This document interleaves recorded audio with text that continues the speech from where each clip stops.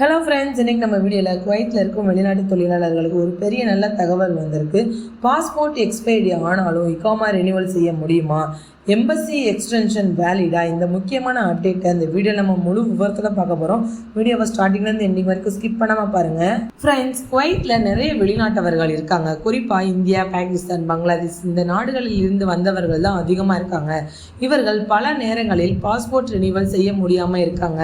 காரணம் பார்த்தீங்கன்னா embassy delay, travel restriction, technical issues, personal problems.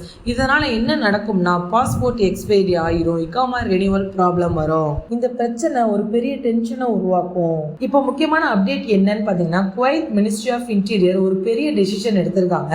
Passport expiry ஆனாலும் embassy மூலம் எக்ஸ்டென்ஷன் எடுத்திருந்தால் ரெசிடென்சி டிரான்சாக்ஷன் அலோ செய்யப்படும் சொல்லியிருக்காங்க. இது ஒரு பெரிய ரிலீஃப். இந்த டெசிஷனை கன்ஃபார்ம் பண்ணியது ரெசிடென்சி அஃபேர்ஸ் ஜெனரல் டிபார்ட்மெண்ட் தான். அனைத்து டிபார்ட்மெண்ட்ஸுக்கும் அஃபிஷியல் சர்க்குலர் இஷ்யூ பண்ணப்பட்டிருக்கு. அதாவது இது ஒரு அஃபிஷியல் ரூல் தான், ஃபேக் நியூஸ் கிடையாது.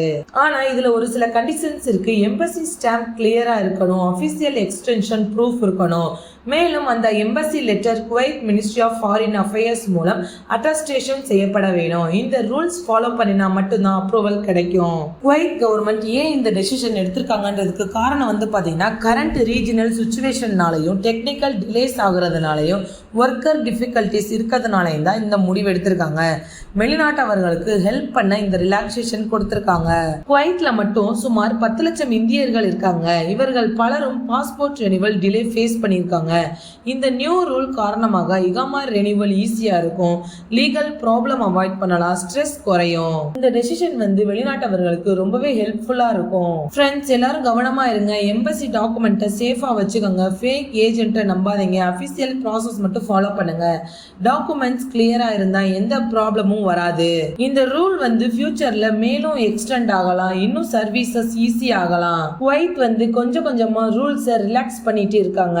ஃப்ரெண்ட்ஸ், இந்த தகவல் உங்களுக்கு ரொம்பவே யூஸ்ஃபுல்லா இருக்கும்னு நினைக்கிறேன். மறக்காம நம்ம சேனலை சப்ஸ்கிரைப் பண்ணிக்கோங்க. தேங்க்யூ.